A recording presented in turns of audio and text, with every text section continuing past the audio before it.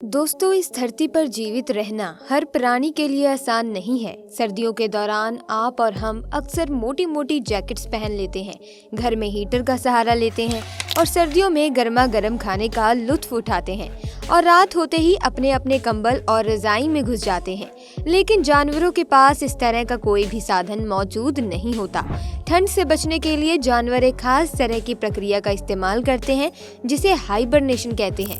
आपने कभी न कभी हाइबरनेशन के बारे में यानी शीत निद्रा के बारे में जरूर सुना होगा।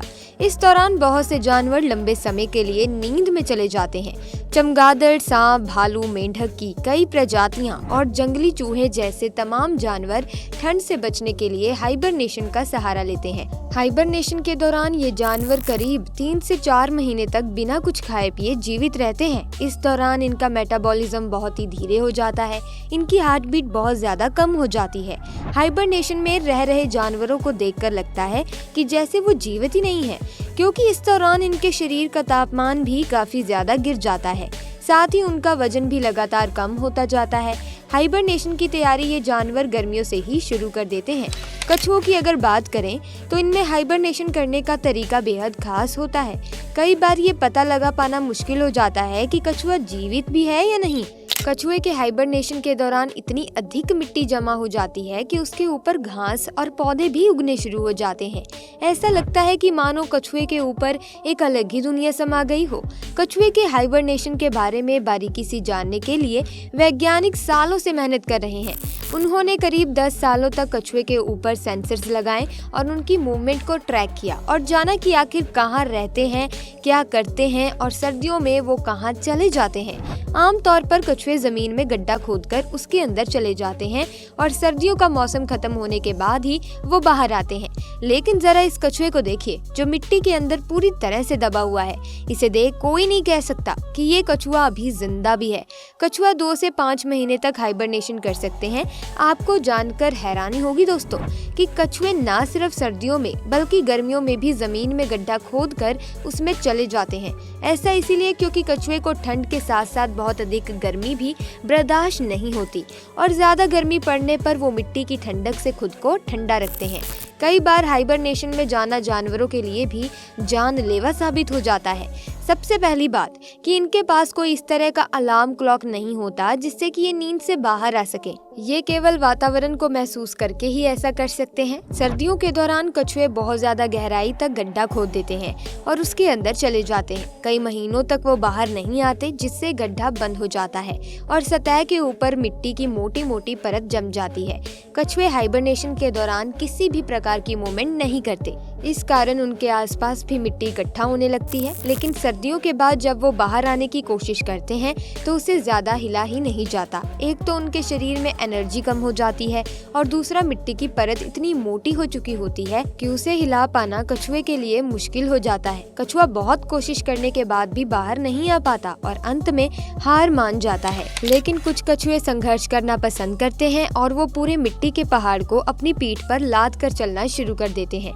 कछुए की पीठ पर लगी इस मिट्टी का वजन कछुए के कुल वजन से ज्यादा होता है, लेकिन कछुए को इससे कोई दिक्कत नहीं होती। और एक सवाल जो वैज्ञानिकों को परेशान करता है वो ये है कि हाइबरनेशन के दौरान कछुए सांस कैसे लेते हैं। भले ही इनका मेटाबॉलिज्म धीरे धीरे हो जाता है, लेकिन फिर भी कछुए को सांस लेने की जरूरत तो पड़ेगी और मिट्टी के भीतर ऑक्सीजन का लेवल ना के बराबर हो जाता है। ऐसे में ये कछुए एक दूसरे प्रकार के मेटाबॉलिज्म को अपनाते हैं। वो खुद को ऑक्सीजन फ्री मोड पर स्विच कर देते हैं। कछुए अपने बॉडी फैट, स्किन और अन्य रसायनों की मदद से एक खास प्रकार का एंजाइम्स क्रिएट करते हैं जिसकी वजह से उन्हें ऑक्सीजन की जरूरत नहीं पड़ती। और वहीं कुछ कछुए अपनी स्किन की मदद से सांस लेने लगते हैं। सभी प्रजातियों के कछुए जमीन के नीचे हाइबरनेट नहीं करते, बल्कि कुछ समुद्र की गहराई में भी हाइबरनेशन करने के लिए चले जाते हैं। आपको शायद लग रहा होगा कि सर्दियों में समुद्र का पानी जम जाता है और इतने ठंडे पानी में कछुआ कैसे जीवित रह सकता है। असल में जहाँ बहुत अधिक ठंड पड़ती है वो समुद्र में पानी के केवल सबसे ऊपरी लेयर ही जम जाती है। गहराई में तापमान सामान्य ही रहता है। ऐसे में कछुए समुद्र के भीतर गहराई में आसानी से हाइबरनेट कर लेते हैं। लेकिन यदि ये कछुए पानी में ऊपर मौजूद हो या किसी एक्वेरियम में हो, उन्हें रखा जाए तो वो पानी जम जाए तो कछुए के लिए बड़ी मुसीबत साबित हो जाती है। साल 2016 में चीन में अत्यधिक ठंड के कारण कई एक्वेरियम जम गए थे और पानी के साथ साथ कछुए भी फ्रीज हो गए थे। बहुत से कछुओं की इसमें मौत हो गई थी, पर कुछ समझदार लोगों ने कछुए को बचा लिया। जमने के बाद भी कछुए की मौत अचानक नहीं होती। यदि समय रहते उन्हें गर्म कर दिया जाए या हीट दे दी जाए या फिर गर्म पानी में उन्हें डाल दिया जाए तो कछुए की जान बचाई जा सकती है। चीन से ऐसे कई फुटेज सामने आए थे जिसमें कछुआ पानी के साथ ही जम गया था। दोस्तों, इस तरह की घटनाएं मछलियों के साथ भी कई बार देखी जा चुकी है। कुछ मछलियां पानी की ऊपरी सतह पर रहना पसंद करती हैं। बर्फ की मोटी चादर जब झील या समुद्र में जम जाती है तो उसके साथ ही कई मछलियां भी फ्रीज हो जाती हैं। दोस्तों, ठंड में मछलियों का मेटाबॉलिज्म बहुत ही स्लो हो जाता है, उनमें सफोकेशन होने लगती है। असल में बर्फ जमने के कारण पानी का ऑक्सीजन लेवल धीरे धीरे कम होने लगता है। ऑक्सीजन लेवल कम होने के कारण मछलियां ऊपर की तरफ मूव करती हैं, लेकिन उन्हें पता नहीं होता कि ये उनके लिए और भी ज्यादा खतरनाक हो सकता है। यानी कि मछलियां ज्यादा गहराई में नहीं जा सकती हैं क्योंकि वहाँ का ऑक्सीजन लेवल कम है और यदि ऊपर की तरफ जाएं तो बर्फ के साथ जमने का खतरा बना रहेगा। लेकिन ये कुदरत है जिसके आगे मछलियां तो क्या, इंसान भी बेबस नजर आता है। वुड फ्रॉक्स के हाइबरनेशन का तरीका बेहद अनोखा और बेहद ही निराला होता है। ये अन्य जानवरों की तरह किसी गर्म जगह की तलाश नहीं करते, बल्कि किसी भी पेड़ या पत्ते के नीचे अपना ठिकाना बना लेते हैं और अपनी बॉडी के ऊपर बर्फ की एक लेयर को जमा होने देते हैं। बर्फ में जमने के बाद भी ये मेंढक जमते नहीं हैं। हालांकि जमने के बाद मेंढक की ऊपरी हिस्से की लेयर बहुत हार्ड और क्रंची हो जाती है, लेकिन साथ ही मेंढक के अंदर एक अलग प्रकार का प्रोटीन बनना भी शुरू हो जाता है। साथ ही इस दौरान मेंढक का लेवल अतिरिक्त ग्लूकोज का निर्माण करना शुरू कर देता है, जिससे कि मेंढक को जिंदा रहने की ताकत मिल जाती है। हाइबरनेशन के दौरान मेंढक ना तो हिलता है और ना ही वो अपने दिमाग का इस्तेमाल करता है, सिर्फ जीवित रहता है और कोई काम नहीं करता। मौसम बदलने पर मेंढक के ऊपर मौजूद बर्फ की लेयर पिघलने लगती है और वो फिर से नॉर्मल हो जाता है। दोस्तों, गिलहरी की गिनती सबसे लंबे समय तक हाइबरनेट किए जाने वाले प्राणियों में की जाती है। कुछ गिलहरियां 8 महीने तक भी लगातार हाइबरनेशन पीरियड में रहती हैं। सभी गिलहरियों के हाइबरनेशन का तरीका भी अलग होता है।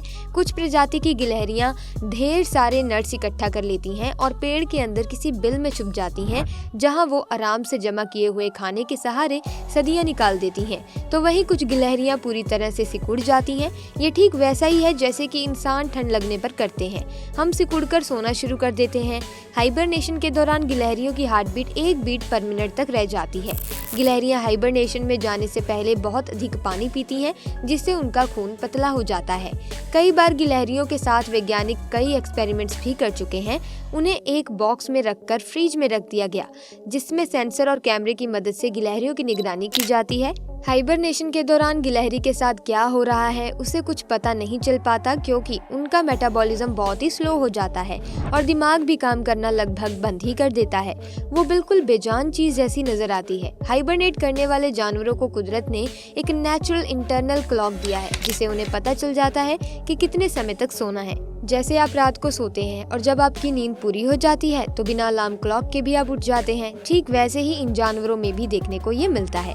हाइबरनेशन का समय पूरा होने तक इन जानवरों ने जो एनर्जी स्टोर की होती है वो खत्म होने लगती है और फिर ब्रेन एक सिग्नल देता है कि अब बॉडी में स्टोर्ड एनर्जी खत्म होने वाली है, उठने का समय आ गया है और बॉडी को खाने की जरूरत है।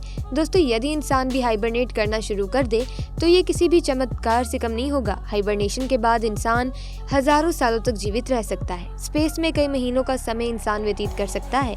बहुत कम खाने के साथ साथ इंसान दूसरे ग्रह पर भी सरवाइव कर पाएंगे, लेकिन ऐसा होना मुमकिन नहीं है क्योंकि नेचर में हर प्राणी की अलग भूमिका है और अलग स्थान है। पर दोस्तों, आपकी नज़र में क्या कभी इंसान फ्यूचर में इस तरह का हाइबरनेशन कर पाएगा या नहीं?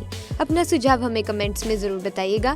उम्मीद करते हैं आपको वीडियो अच्छी लगी होगी, इन्फॉर्मेटिव लगी होगी। अगर हाँ तो वीडियो को लाइक कीजिए, शेयर कीजिए, चैनल को सब्सक्राइब करके बेल आइकन को प्रेस कर दीजिए ताकि नए वीडियोस की अपडेट आपको मिलती रहे।